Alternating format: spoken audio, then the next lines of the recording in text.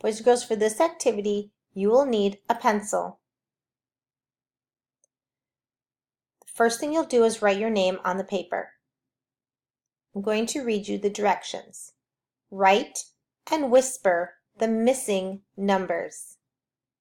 Count the Say 10 way from 11 to 20. So if you look in this first box, you'll see that it says 10 on this line and 1 on that line.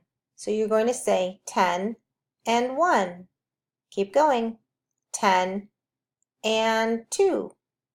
10 and, write the missing number in there. What's missing? Follow the pattern.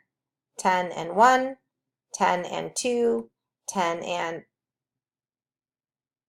Good job. All right, let's go to the next box. 10 and 4, 10 and... write the missing number. Good job.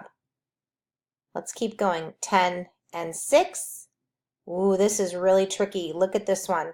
You need to write this number that's missing and this number. So follow the pattern.